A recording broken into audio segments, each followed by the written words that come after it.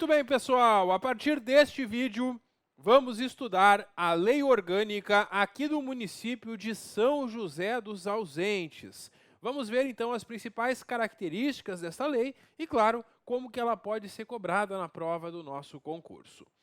Pessoal, lei orgânica municipal, cada município tem a sua. É a lei que organiza, por isso o nome orgânica, de organização, organiza o funcionamento dos dois poderes do município, que a gente sabe que são o legislativo, que é a Câmara de Vereadores, e o executivo, que é a Prefeitura de São José dos Ausentes. E nesta aula, então, vamos conversar sobre as principais regras sobre esses dois poderes, sobre o município aqui de São José dos Ausentes. O artigo 1º começa apresentando o município. Como a gente sabe, o município faz parte do Brasil, faz parte do Rio Grande do Sul, se organiza de forma autônoma em tudo que respeita o seu interesse local e é regido por esta lei orgânica e demais leis que adotar, seguindo, é claro, as regras também da Constituição Federal e da Constituição Estadual. Sobre os poderes do município, nós temos dois poderes que são independentes e harmônicos entre si. O legislativo, que a gente sabe que é a Câmara de Vereadores, e o executivo, que é a Prefeitura. Cuidado com uma pegadinha que a banca faz em prova. A banca, para tentar te enganar na hora da prova, afirma que o município tem 3 poderes e coloca junto o poder judiciário. Isso está errado. Quem tem 3 poderes é o Estado e a União, que tem executivo, legislativo e judiciário. Município, nenhum município possui poder judiciário. O poder judiciário ou é estadual ou é federal. E a banca faz essa pegadinha porque quando a gente estuda a Constituição Federal, a gente vai encontrar esses 3 poderes. Mas aqui no município, quando se estuda a lei orgânica do município, a gente só encontra 2 poderes, porque o poder judiciário não é dos municípios, certo? Então, fica atento na hora da prova. Se eles perguntarem os poderes do município, de acordo com a lei orgânica, só vão estar corretos o legislativo e o executivo. Pessoal, esses poderes não podem delegar atribuições entre eles, um para o outro. Como assim? A prefeitura tem a função de administrar o patrimônio público, os serviços públicos, atendendo às necessidades da coletividade. E a Câmara de Vereadores vai fiscalizar tudo que está sendo feito na prefeitura e também vai aprovar as leis. Então, um poder não pode delegar atribuições para os outros. Nós precisamos que cada um faça a sua função de forma independente e harmônica, como a gente viu, e um não pode delegar funções para o outro. Assim como o cidadão que estiver investido em um dos poderes não pode estar no outro. Não é possível que o cidadão seja ao mesmo tempo vereador e prefeito, ou atua politicamente na Câmara ou na Prefeitura. Bom, quando essa lei foi feita, foi mantido o território do município e os limites do território do município só podem ser alterados de acordo com as regras da legislação estadual. A cidade de São José dos Ausentes é sede do município e a criação de distritos também depende de lei. É possível que criem distritos por meio de lei. Esse artigo 3º eu acredito que seja pouco provável de ser cobrado em prova, não é tão relevante assim. O artigo 4º diz que os símbolos do município são estabelecidos em lei. Todo símbolo deve ser adotado mediante consulta popular, a população vai ser consultada para concordar se o símbolo será ou não um símbolo do município. E o mais importante para a prova sobre a lei orgânica é a data maior do município. O dia 20 de março é feriado municipal e é a data maior do município. As bancas adoram perguntar em prova qual é o dia do município. Então, vocês sabem, é o dia 20 de março aqui em São José dos Ausentes. Continuando, o artigo 5º trata da autonomia do município. A autonomia do município se expressa pela eleição direta, porque o povo vai às urnas e elege os vereadores, o prefeito e o vice-prefeito. Eu também posso dizer que o município é autônomo porque ele possui uma administração própria no que respeita ao interesse local, que é a administração que a prefeitura faz. E o município adota sua legislação própria. Por esses motivos, eu posso afirmar que o município é autônomo. autônomo. É isso que traz o artigo 5º, a autonomia do município de São José dos Ausentes. Sobre bens municipais, são bens municipais tudo que pertence ao município, coisa móvel, imóvel, direito e ações, que a qualquer título então pertençam ao município. Quem administra os bens do município é o prefeito, exceto aqueles utilizados pela Câmara, que aí a própria Câmara vai utilizar. É vedada, é proibida a alienação ou concessão de qualquer fração de parques, praças, ruas, jardins e logradouros públicos. Ressalvada a proibição para concessão de serviços de utilidade ou comodidade aos usuários. Como assim? O município não pode vender uma praça, o município não pode vender uma rua, uma avenida. O que ele pode fazer é a concessão de espaços nesses lugares públicos para que pessoas instalem quiosques ou parques para o interesse da coletividade. E a aquisição, a compra de bens por meio de compra, doação ou permuta também vai depender de autorização da Câmara. Para o município comprar um bem, ele tem que estar autorizado pelos vereadores. Bom, sobre a competência. Aqui no artigo 8º nós temos uma grande lista de competências do município e eventualmente a banca pergunta na prova quais são as competências do município. O município aqui de São José dos Ausentes, é claro, vai se organizar administrativamente, decretar suas leis, administrar os seus bens, desapropriar quando for necessário, conceder e permitir os serviços públicos, organizar o seu quadro e o regime jurídico, o Estatuto dos Servidores, elaborar o plano diretor, que é a principal norma de desenvolvimento urbano, estabelecer normas de prevenção e controle de ruído, concessão e permissão do transporte coletivo, táxi e outros, é o município que fixa as tarifas do transporte, regulamenta a utilização dos espaços públicos e sinaliza faixas de rolamento, zonas de silêncio, colocando as placas e sinalizações devidas nesses locais.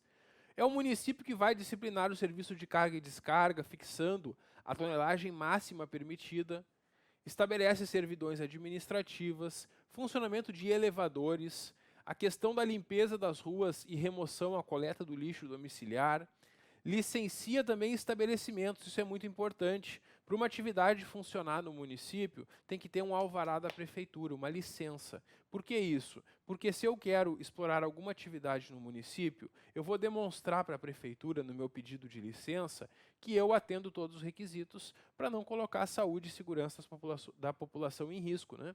Então, os fiscais da prefeitura vão lá, inspecionam, dão o ok, e aí eu tenho o alvará para funcionar.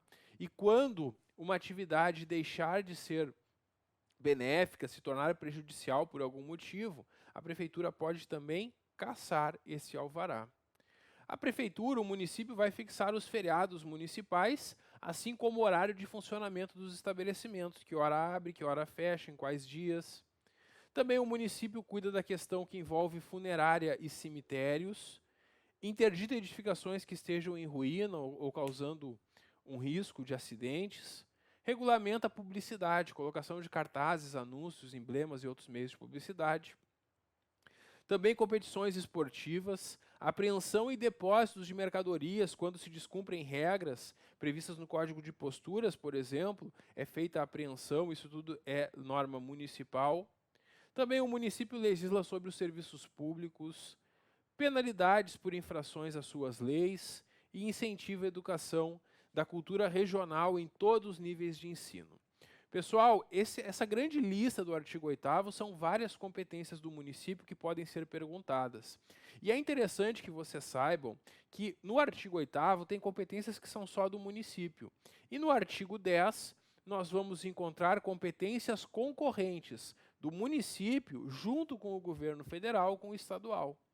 E na hora da prova, a banca também pode misturar as hipóteses do artigo 8º, que são competências só do município, com essas do artigo 10, que são competências concorrentes. Essas competências concorrentes, o município vai unir esforços com o governo federal e com o estadual, podendo celebrar convênios, e é isso que diz o artigo 9º, que ele pode fazer convênios, parcerias, para atuar nessas áreas: saúde, higiene, segurança, assistência pública, ensino, educação, cultura, estímulo ao melhor aproveitamento da terra, abertura de estradas, defesa sanitária vegetal e animal, proteção de bens de valor histórico, cultural, artístico, paisagístico, impedir a evasão de obras de arte, amparo à maternidade e assistência aos desamparados, assistência social, estímulo à educação e prática de esportes, proteção da juventude, proteção ambiental, preservação de florestas e por aí vai uma série de atribuições que são concorrentes.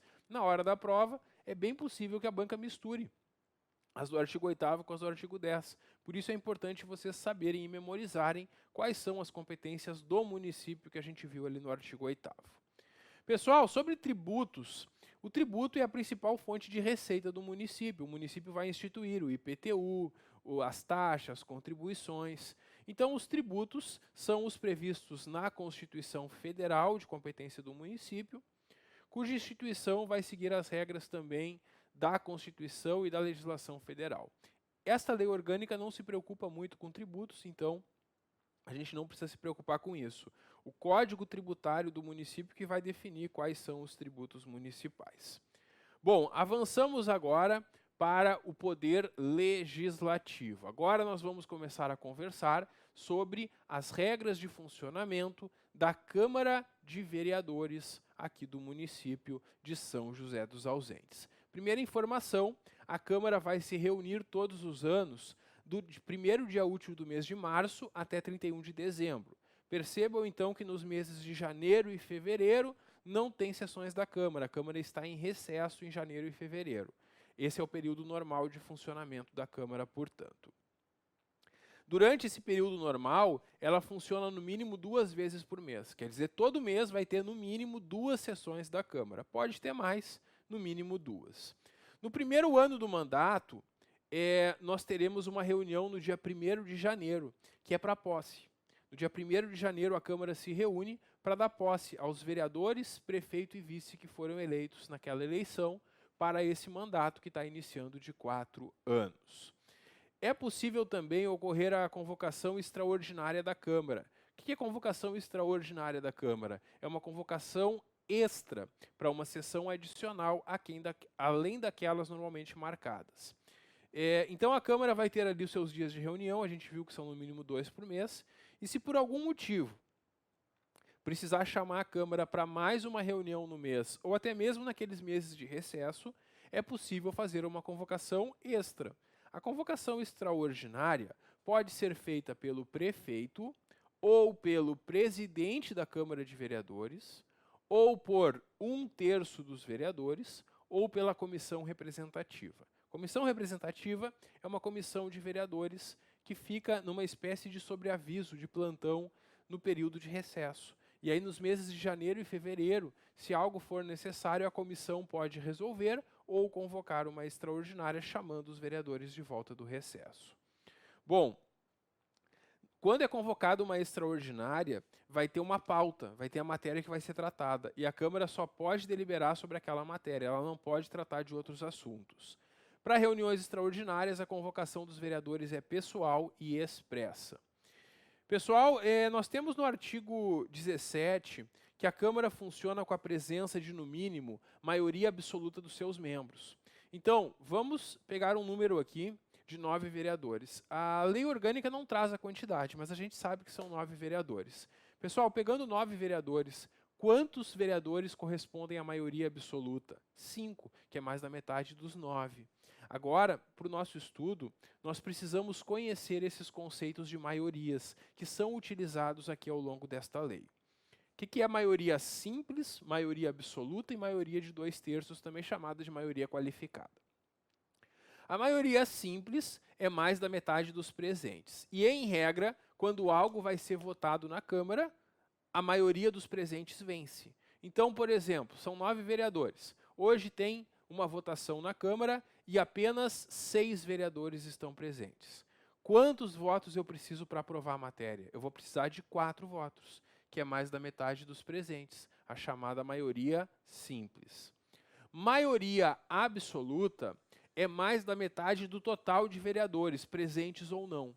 E quando uma matéria exige o voto da maioria absoluta dos vereadores, não importa se estão presentes 6, 7, 8 ou 9 vereadores. Eu vou precisar de 5 votos de qualquer forma, porque a maioria absoluta é mais da metade do total, presentes ou não na votação. E tem casos ainda mais difíceis de serem aprovados, que eu vou precisar do voto de 2/3. Pessoal, sendo 9 vereadores, a maioria absoluta vai ser 5 votos, e a maioria de 2/3 serão 6 votos. Já a maioria simples vai depender da quantidade de presentes. De acordo com os presentes, pode ser 5, 4, conforme o caso. Pessoal, o que nós vimos aqui no artigo 17 é que para que a Câmara possa ter uma reunião, é necessária a presença da maioria absoluta, ou seja, se no começo da sessão não estiverem presentes 5 dos 9 vereadores, a sessão nem começa. Eu preciso da presença de 5 vereadores, então, da maioria absoluta para funcionar. Quando eles forem fazer uma votação na Câmara sobre plano diretor, orçamento, empréstimo, auxílio a ser dado a uma empresa, algum privilégio ou matéria que verse interesse particular, o número mínimo de presentes é de 2/3, aí eu vou precisar de 6 vereadores presentes. E as decisões vão ser pelo voto de maioria absoluta, quer dizer, eu vou precisar de 5 votos para aprovar a matéria. Isso nesses casos em especial, porque fora desses casos basta ter mais da metade presente.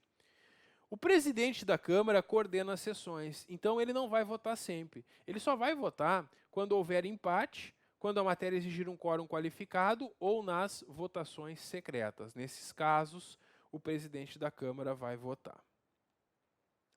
Bom, as sessões da Câmara são públicas, o voto é aberto, o voto só é secreto nos casos que essa lei orgânica assim prever.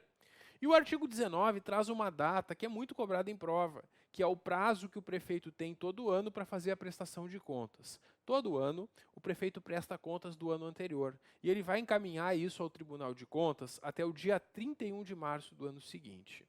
Essas contas ficam à disposição por 60 dias para que qualquer munícipe, qualquer cidadão do município possa ir lá olhar as contas. E todos os anos, dentro de 60 dias do início da sessão, a Câmara vai receber o prefeito numa sessão especial que vai informar para a Câmara como que estão os assuntos do município. Como é que está a questão da saúde, educação e assim por diante. A Câmara, na função de fiscalizar a prefeitura, ela pode convocar autoridades da prefeitura, convocar secretários, titulares de autarquias, para comparecerem e prestarem informações. Para essas convocações, o requerimento deve partir de 1/3 dos vereadores, ou seja, 3 dos 9 vereadores. A Câmara ela pode criar comissões parlamentares de inquérito. Já ouviu falar nisso? CPI? A CPI é uma comissão de vereadores que é criada para investigar algum fato determinado. Pessoal, para a criação de uma CPI, eu preciso de um requerimento assinado por 1/3 dos vereadores. Isso aqui é muito cobrado em prova. Quantos vereadores eu preciso para criar uma CPI? E a resposta é 1/3 justamente. Os vereadores, pessoal, gozam de uma série de prerrogativas e garantias para o exercício do mandato, a chamada inviolabilidade ou imunidade parlamentar, né?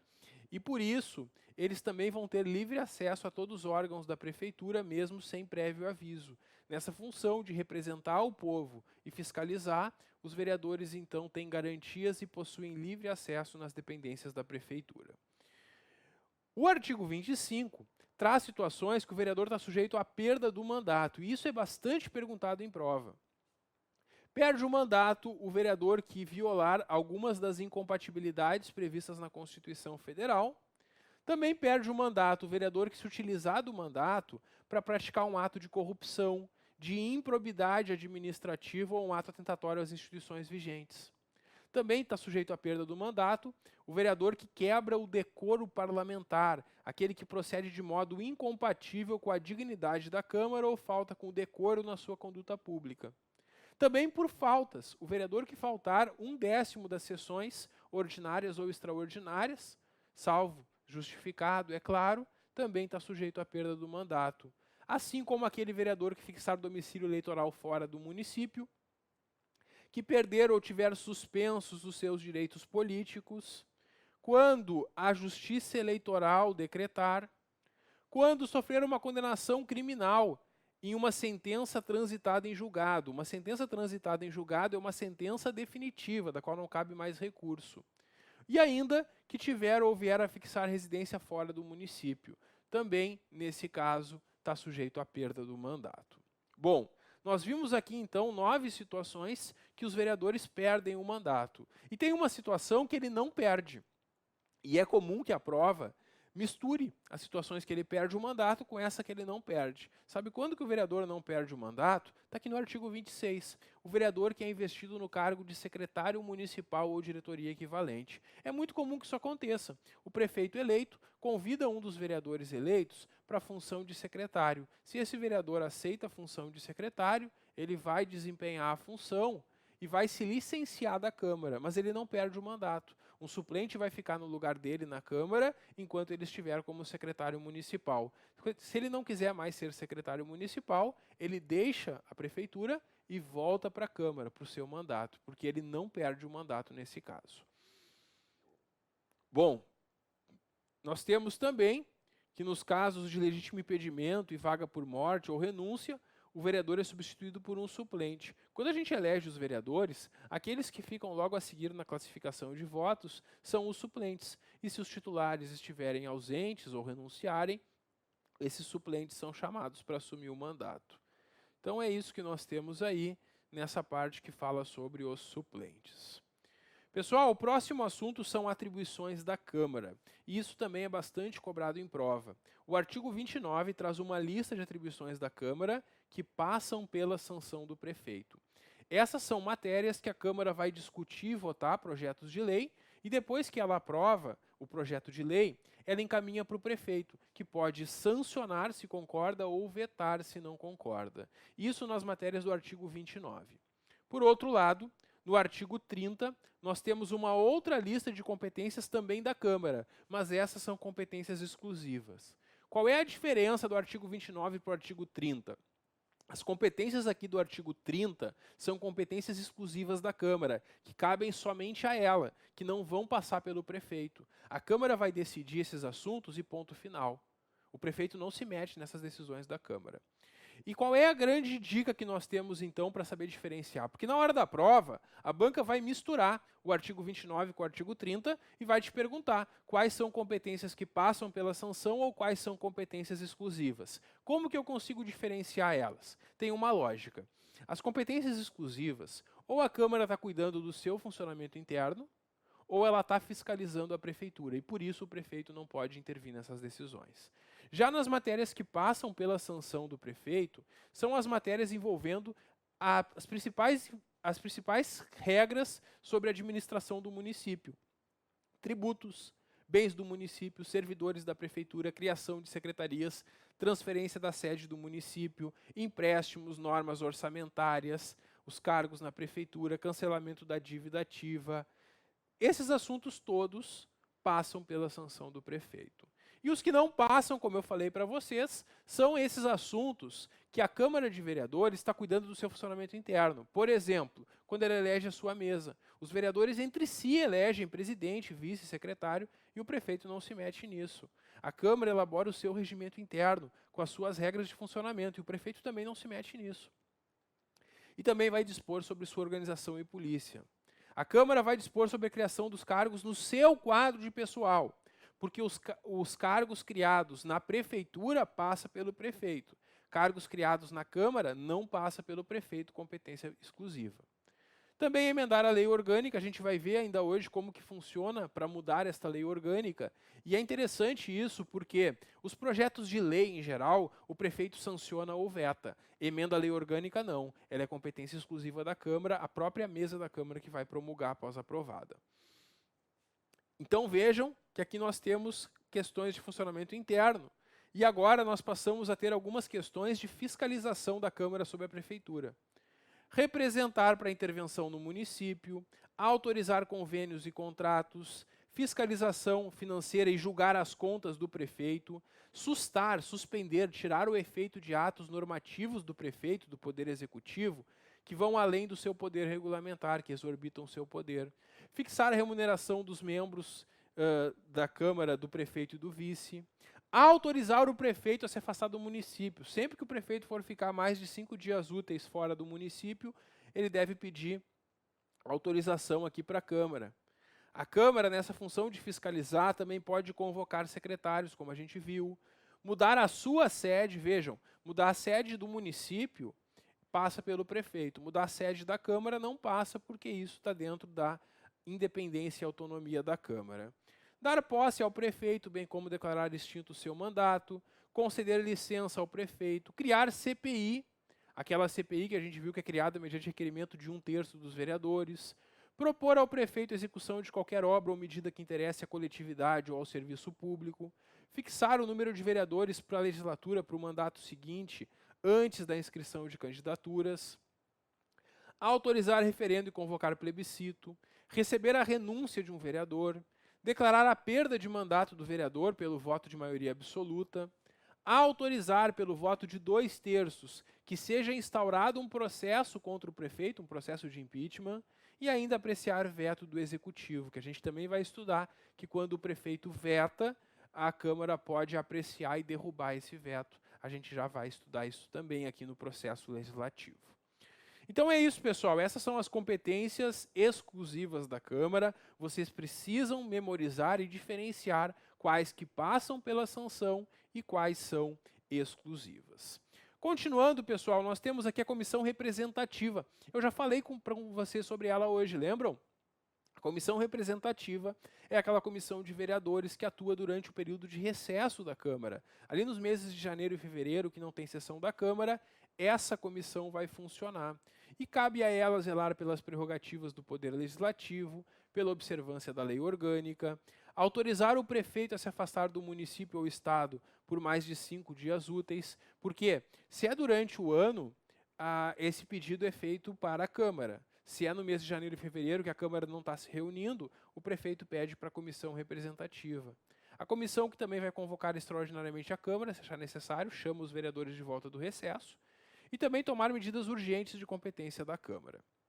Essa comissão, aqui não diz quantos membros ela tem, mas ela é constituída por um número ímpar de vereadores. Essa informação que nós temos que também pode ser perguntada em prova. Um número ímpar e deve ser no mínimo a maioria absoluta da Câmara. Pessoal, se são 9 vereadores e é um número ímpar, eu sei, são 5 ou 7 membros. Não pode ser menos que 5, porque tem que ser maioria absoluta. Não pode ser 6 ou 8, porque não pode ser par, tem que ser um número ímpar. Então só pode ser 5 ou 7, mesmo que a lei não nos diga, né? Bom, o nosso próximo ponto são as leis e o processo legislativo.